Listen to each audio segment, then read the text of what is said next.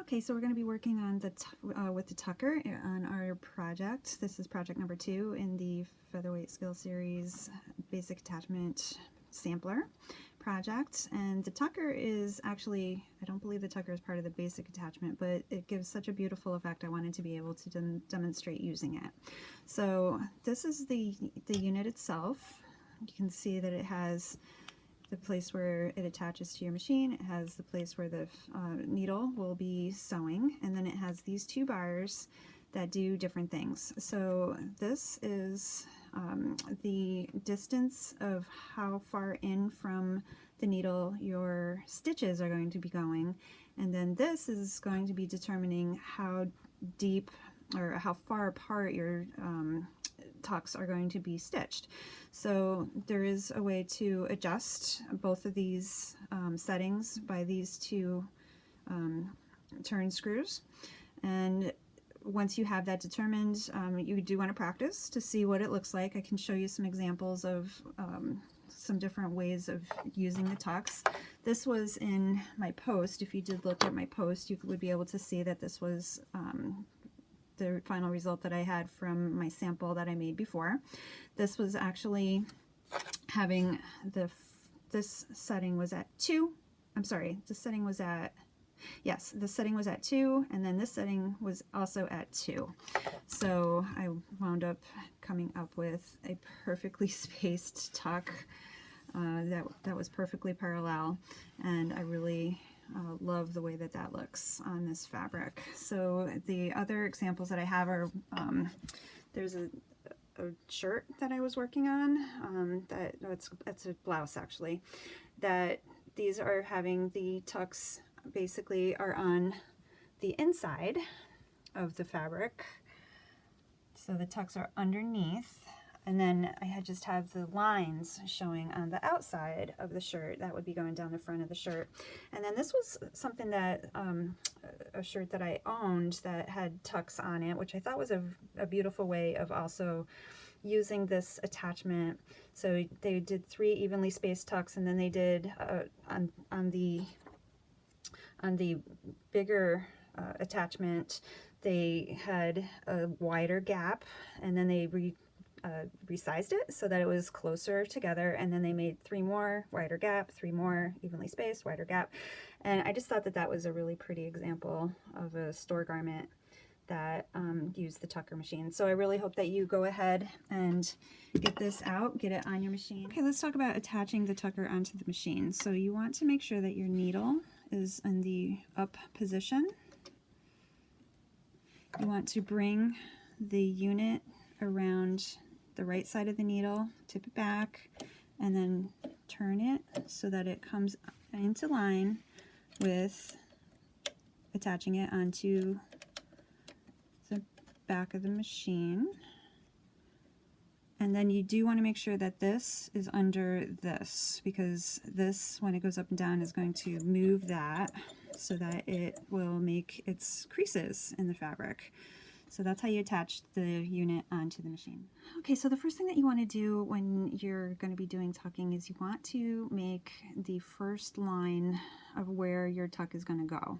Now in our project, it's very forgiving because we can start pretty much anywhere we want on our fabric. So I have my fabric all cut out. It's at least about 13 inches because I want to be able to cut it down to the size that I want, and it's about 8.5 inches wide.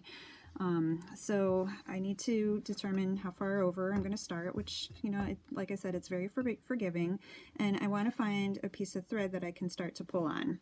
So you can either try to do that, you know, get that started with identifying it with a needle and try to grab it with your fingernails, or if you have a way to get tweezers, you can get in there and grab one thread with your tweezers. There, I got it, and just start pulling. All right, so now I have this, and I can start to carefully just pull that fabric off of that thread. And the reason that we do this is because it's going to give you an exact straight grain line. it's going to keep things from getting wavy or wobbly in your stitching going across the fabric. If this is something that you're not interested in doing, then you can certainly go ahead and try to just measure over from the edge and make your folds on a predetermined edge, and then press it. But this is going to ensure that we have an exact straight grain, and we're going to be sewing on that line that it shows once it is fully removed. So we just carefully just keep on pulling it across the fabric. It can be actually fun. It's almost like making pleats or ruffles. Oh, there. So it broke, and this is something that happens, so don't let it freak you out. But I can just show you, once you start getting that all the way across, you see exactly where you're going to fold, and you're going to press. You're just going to fold it over, and you're going to press that down so that you can have that lined up on your tucker. And I'll show you how to do that. So I just need to find where my end is and keep pulling until I get all the way across, but I'll be back. Okay, so I have my fabric along that missing thread line, folded over and pressed. And now I'm ready to go ahead and hook it up into my tucker. So I'll show you how to do that. So kind of want to get the threads set aside. We want to take the farthest edge, and we want to put it in between the, okay, let me bring it down a little bit. So there's a little lip that comes up right here. Let me see if this will work better. So there's a little lip that comes up underneath the front bar. You want to go over that lip. But on the back bar, there is two pieces that come apart. You see that? And you want to put your thread in between those two pieces. So the upper and lower bars need to be separated so that the fabric can go in there, and it'll slip in there easily. It's not going to give you a problem, but you just want to make sure that it's between these two, but over, under this top part, but over this lip down here. Okay, so let's try to do that. So I get my thread off to the side. I want to put it over the lip and in between those two other pieces, and then I have it all the way back. I want to make sure I put my presser foot tension down, and then get this all set to go. I have my setting at 2 and 3, so it's going to make a very nice deep pleat. So I'm going to carefully with my hand wheel turn that until the bobbin thread can come up.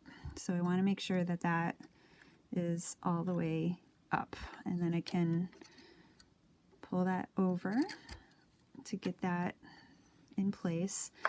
And I want to hold those threads, because if you don't, you're probably going to get nesting in the back. It's going to look like a mess, and you're going to have to take it out, and sadness happens, and we don't want that. So I have my stitch length at, it looks like about 10. I want it kind of long because I'd like to see these stitches. I can even pull it down a little bit just to make sure that they're going to be seen. So then I can just start going ahead to carefully sew. And there is on the side right here underneath this part, there's an edge that is where you're lining your fabric up to, and then on the front there's an edge right here. So you want to keep those along those edges. So we're going to go ahead and just sew all the way across. You don't have to be slow with this because you're just sewing straight lines. Get that set up here.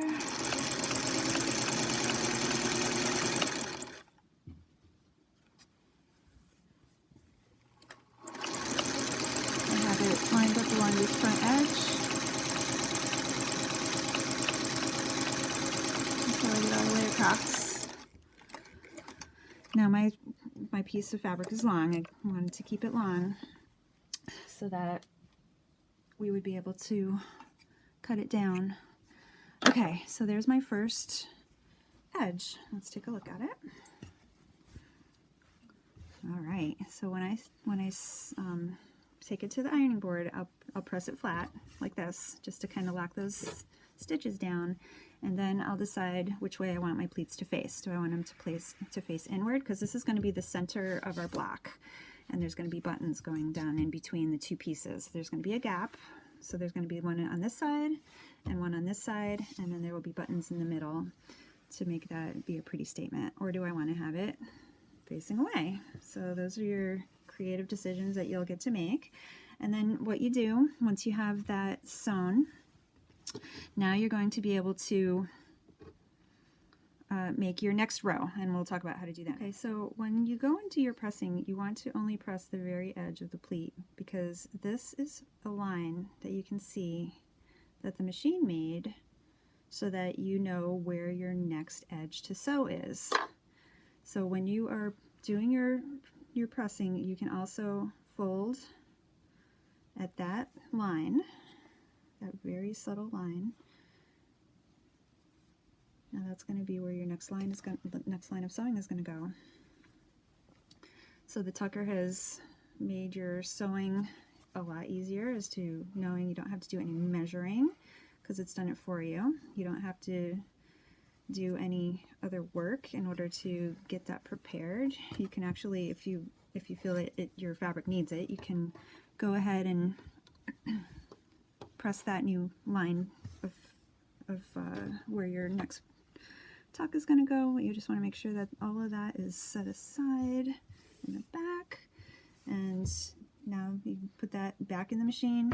You're going to sew your next pleat line or your next tuck, and yep, and then you just keep on doing that over and over. So once you get this one sewn down, you'll go ahead and just lightly press that edge so that it's in place, and then you're going to see a new line as far as where you're going to put your next pleat.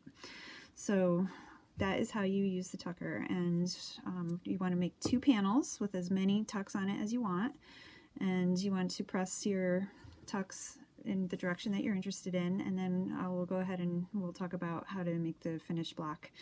All right, we'll be back.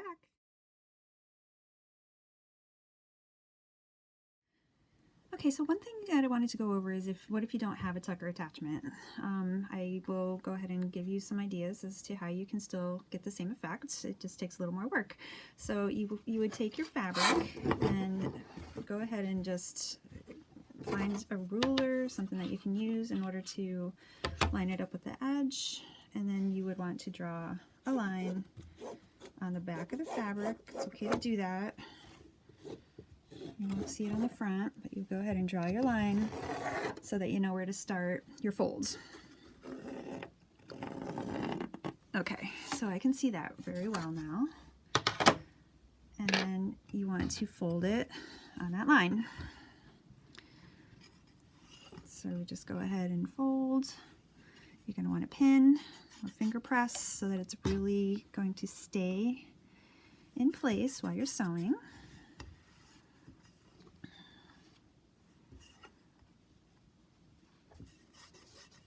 You can iron that, of course, so that it'll stay put, but that's going to be your first area where you're going to do your seaming. Then you're going to want to go ahead and get onto your machine, but you need to be able to space your stitches. Well, there's a few things that you can do in order to be able to do make an edge for sewing, and there's a commercial product. It's magnetized. It's got this big straight edge on it, and this would go ahead and stick right onto your machine and stay there while you're sewing. You would just line it up to the area where you want it to go, and then the fabric would be lined up along that. This is a very powerful piece of magnet, and I hardly ever pull it out. It's not something that I use. There's another, of course, the original piece of equipment or attachment for this machine looks like this, and I did do a post on this in order, it's in the Quilters Skill Series. If you wanted to look to see how to use this unit, you can certainly go into my blog, pamlinspostings.blogspot.com, to learn more about this piece, but this actually just attaches onto the holes depending on how far in or out you need it to go.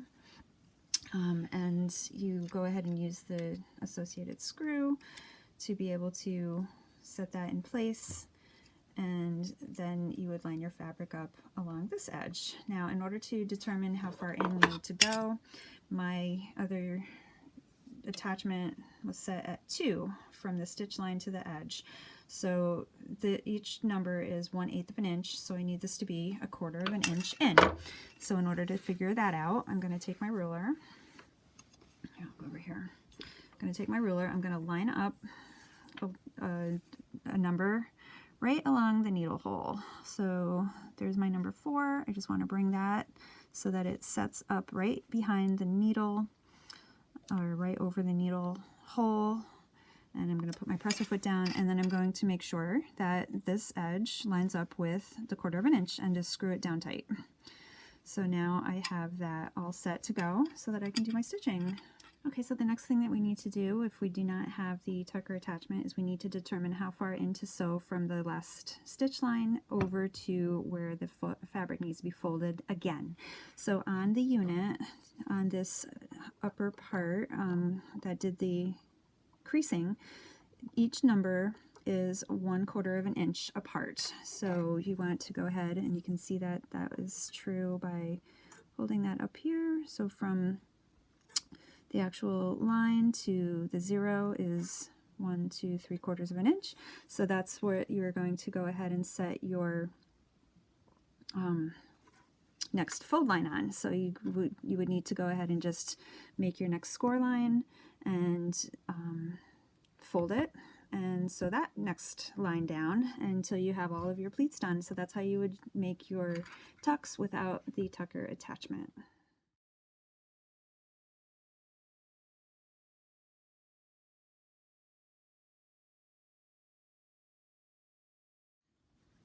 Okay, so here's my 3/4 line, here's my stitch line. I just want to match that up.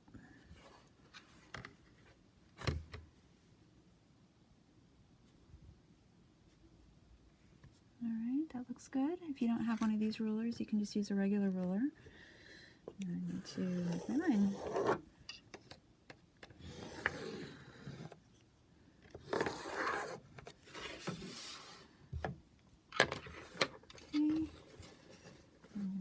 Fold that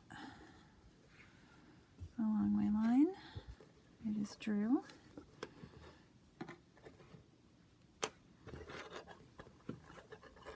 Just take your time. Again, this is a project to help us try new things and learn. And if it's something that you hate, then you learn that you hate it. If it's something that you love, then you learn that you loved it. You can be kind to yourself as far as learning goes, because learning is a process. It doesn't come instantly.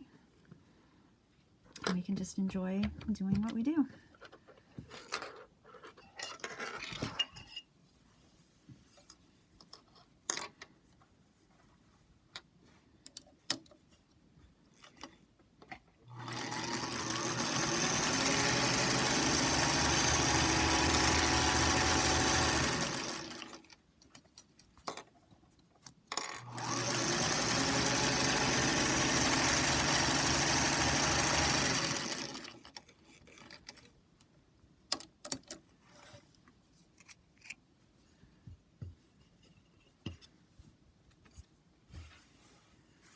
You can see that we do have effective pin tucks that are forming without a pin tucking machine. It just takes a few extra steps. Okay, so the next thing that we're going to do is put together our black. I have the dark background color. I have my panels of tucked fabric. And I'm just going to kind of place them about where I think that they might look nice. And then I have my buttons, which I am going to put down the center of the panel. So let's take a look at this from a bit more of a distance. Yeah, so on this, I mean, I have 4 tucks on each of my panels. I could have them go all the way to the edge, or if I think it might look better, I could actually go ahead and fold them so that, and sew them down so that they have more of this background color on the edges as well as in the middle. So I think I like the look of that. Doing this one-handed is a challenge, but here we go. Okay, and then see how I have them oversized. That way I can cut it down to the exact size that I want when I'm ready. And then I can put my buttons down the center, and I'll go ahead. I'm just gonna take these, I'll pin them down, I'll fold in the edges. I think probably what I'll do is start by taking this and just sewing down along the side so that when I open it, it'll be seamed down nicely, and that'll be a nice straight edge. So I'm gonna go ahead and do that, and you know what, this doesn't even have to be centered. It could be totally, like, maybe I'll even do it this way. It can be totally sideways or off the grid. Can have it kind of almost be like a offset effect, or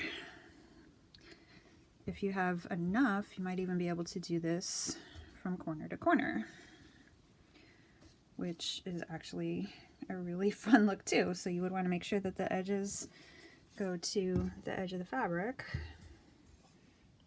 So when that gets sewn down, it would be right to the edge of the fabric, and then that would be super fun too. And have the, actually I think I'm going to do it that way, and then have the buttons going down the center in a diagonal. So it would be an offset look, and I think that would look really cool. So I'm going to sew that together and show you what it looks like when I'm done. Okay, so I trimmed my block down to 12.5 by 12.5. I just kind of eyeballed where I want the buttons to be sewn on.